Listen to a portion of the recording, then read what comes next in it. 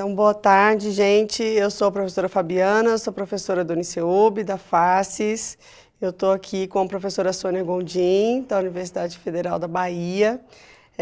Fez uma conferência com a gente aqui no Congresso, falando sobre estágio, supervisão, o impacto do estágio na formação do aluno de psicologia.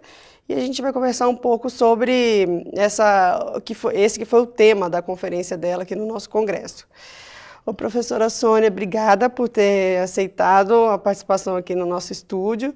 E eu queria escutar um pouquinho como é que é a sua trajetória de supervisão de estágio dentro do curso de psicologia. Bom, deixa eu começar falando da minha experiência, né, quando eu comecei a trabalhar com estágio. Né? Isso tem uma relação direta quando eu comecei a lecionar no ensino superior, já no final da década de 80, já tem um tempinho aí em relação a isso. E como eu, de alguma forma, já tinha uma especialização voltada para a gerência de recursos humanos, e também eu já tinha uma experiência em consultoria, em atuação profissional, então, obviamente, foi um caminho natural eu atrelar a questão da docência na sala de aula com a supervisão de estágio. Né? Mas isso começou não na minha primeira inserção, mas quando eu ingressei, que eu fui remanejada da Universidade Federal do Espírito Santo para a Universidade Federal de Juiz de Fora. Bom, então essa experiência marca um interesse que eu tinha muito grande pela parte mais de profissionalização e a responsabilidade com o desenvolvimento de algumas competências fundamentais para a atuação profissional do psicólogo no contexto de trabalho e no contexto das organizações contemporâneas. Joia. E hoje a gente estava escutando a sua conferência sobre o que significa esse momento do estágio num aluno que vai, né, se inserir no campo da psicologia organizacional do trabalho.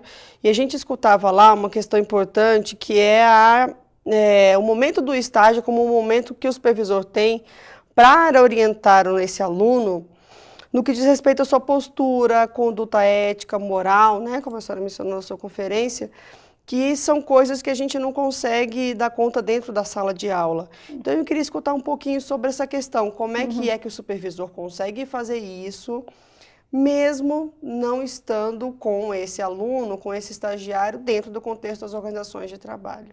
Tá. Deixa eu começar mencionando que uma das defesas que eu tenho é de que o estágio é uma oportunidade de exercer um ato educativo, e esse ato educativo na sua plenitude, que enquanto na disciplina a gente está muito focado na transmissão do conteúdo, na supervisão de estágio, nós temos uma preocupação com o desenvolvimento geral, que envolve comportamento, que envolve atitude no contexto de trabalho, que envolve uma conduta ético-moral, com a preocupação de mobilizar os melhores recursos teóricos, metodológicos, conceituais, para que tenha uma atuação responsável, né? Responsável e tecnicamente respaldada.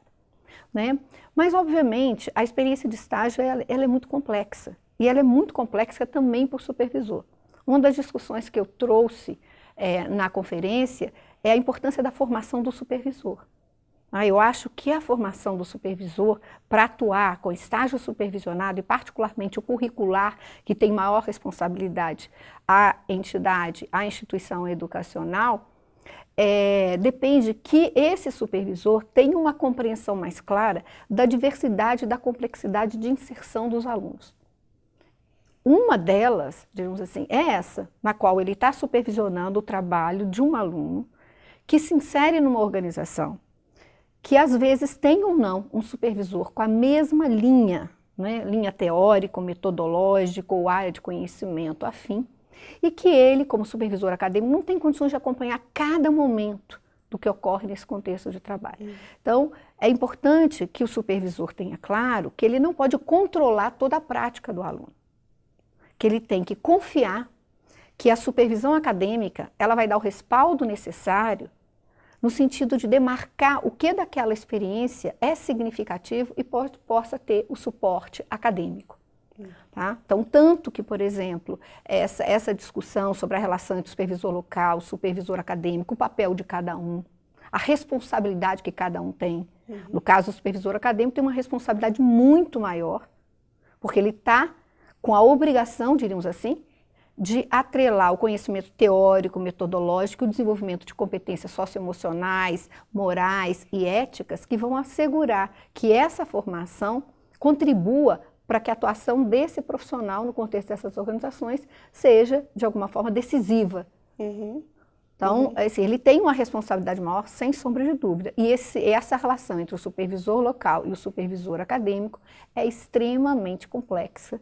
E ela vai ser o tema de um dos capítulos do manual do livro, né, que a gente pretende publicar até o final do ano, o qual você faz parte. Né, e que o nosso compromisso é ajudar exatamente na formação desse supervisor, para que ele possa desenvolver as competências que lhe competem, diríamos assim, para que a gente mude efetivamente a formação no sentido de desenvolver essas competências relacionadas a comportamentos, atitudes e técnico-conceituais que são decisivas para a formação. E nesse sentido, né, a gente também acabou abordando uma outra questão lá, por meio das perguntas dos nossos congressistas, que foi sobre a forma também de supervisão em grupo e qual é a didática que perpassa esse modelo de supervisão que colabora para o desenvolvimento dessa supervisão e do papel desse supervisor no sentido de orientar essas outras competências. Com certeza. Então, assim, o modelo de supervisão em grupo tem uma metodologia ali que acaba favorecendo o tipo de troca e o tipo de desenvolvimento entre os alunos. A senhora comentava lá sobre o modelo de interação mediadora e zona proximal do Vygotsky, né? Do conceito de desenvolvimento proximal, que a gente encontra em Vygotsky. Porque, obviamente, para você atuar dentro de uma lógica que eu defendi hoje, que é da aprendizagem experiencial, tá? Você tem alguns pilares. Um dos pilares da aprendizagem experiencial é você potencializar a experiência em termos de aprendizado. Isso envolve alguns aspectos decisivos. Como você vai potencializar a experiência? Primeiro, você precisa demarcar o que é essa experiência que o aluno precisa ter. Né? Segundo, você precisa, de alguma forma, adotar metodologias de ensino que a gente chama ativas, que permitam com que o aluno use essa experiência não só para sentir, mas para observar, para refletir, para mudar os seus esquemas mentais e para poder planejar uma atuação que ela seja fruto de uma reflexão sobre o que ele fez e o que pode vir a fazer.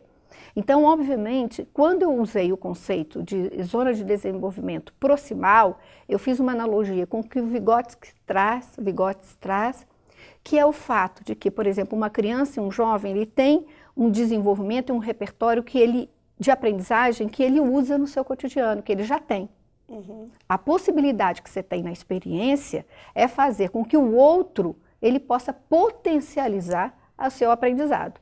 Então, a presença implicada do outro. Então, a supervisão em grupo, ela é uma metodologia defensável, no caso da aprendizagem experiencial, porque ela faz com que o outro e o docente e o compartilhamento de experiências potencialize aquele aprendizado, que eu aprendo com o outro reflete sobre a minha prática, o outro me sugere, eu sou capaz de gerar novas ideias, eu sou capaz de refletir a minha experiência não à luz da minha reflexão pessoal, da autorreflexão, mas da reflexão que o outro pode me ajudar a fazer.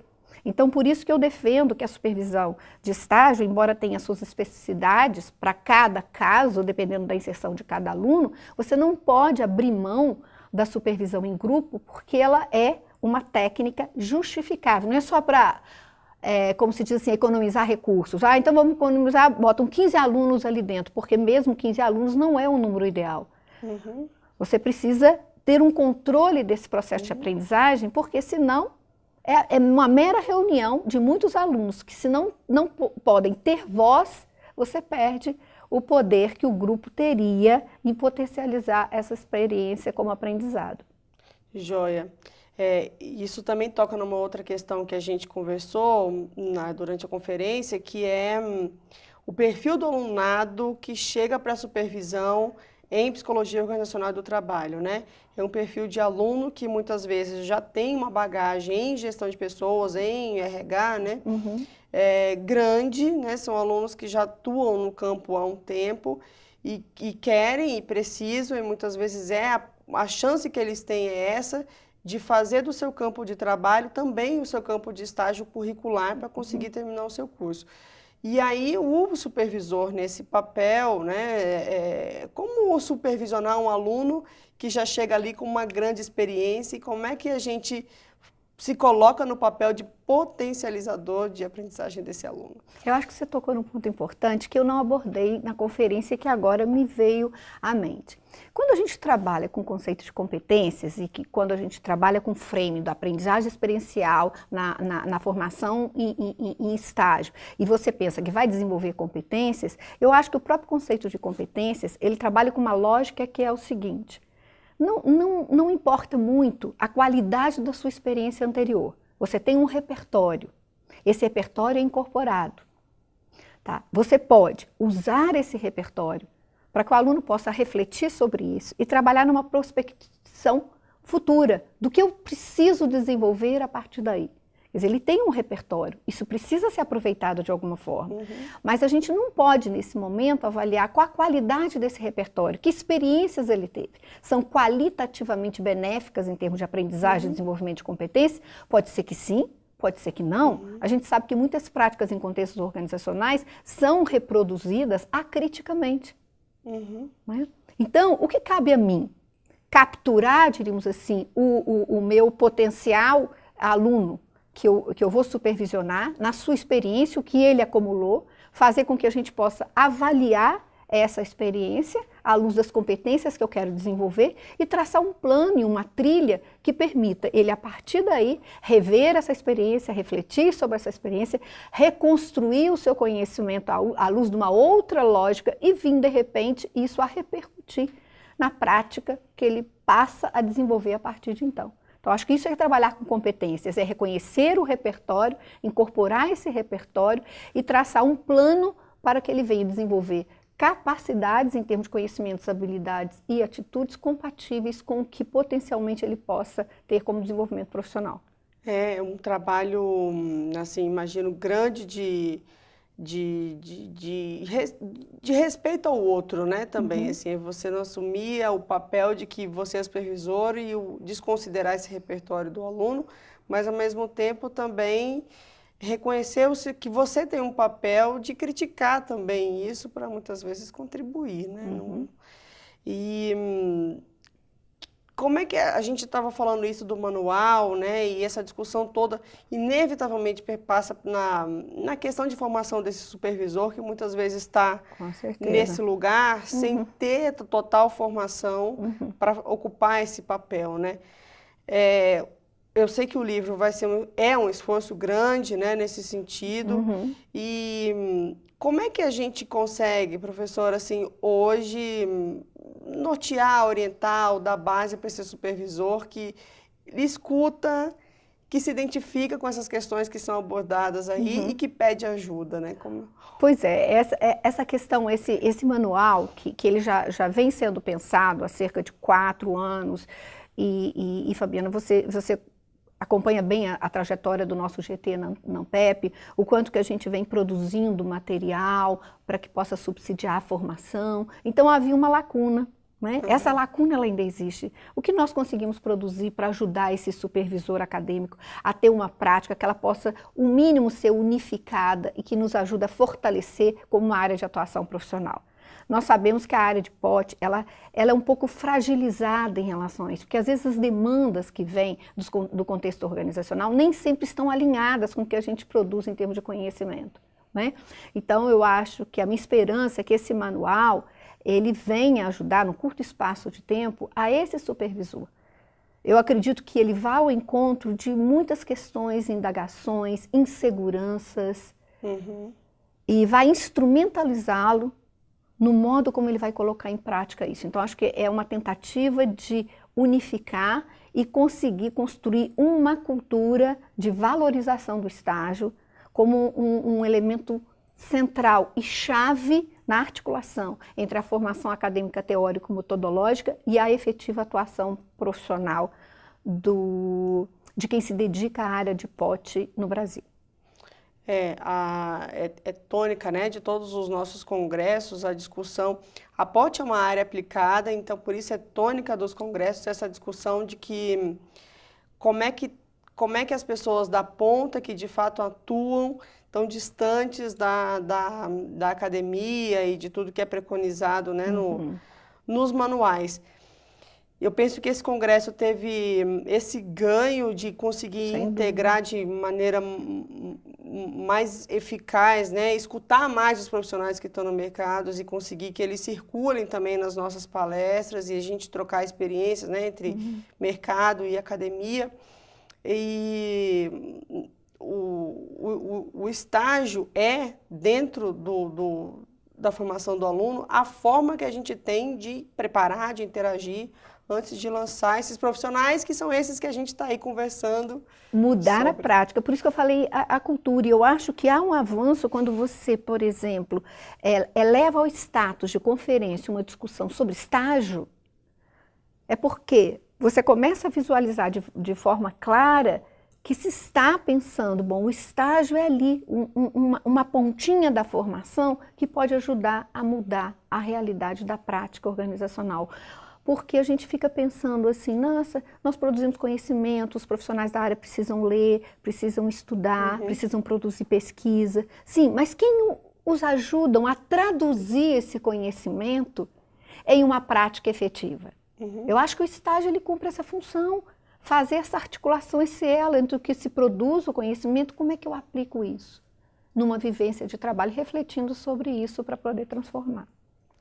Tá joia. Professora, muito obrigada, viu, por ter vindo ao congresso, por ter vindo de novo aqui ao estúdio, por conversar com a gente sobre esse tema e certamente esses alunos e supervisores vão aguardar ansiosamente esse manual, viu? Sim, vamos. O nosso projeto até o final. Eu que agradeço, foi um prazer estar aqui, um prazer falar sobre esse tema, que eu tenho um enorme carinho pela minha trajetória profissional e interesse por supervisão de estágio e espero efetivamente que a gente consiga concretizar esse projeto que estava engavetado um tempo e que agora está a ponto de sair. Vai sair. Obrigada, então.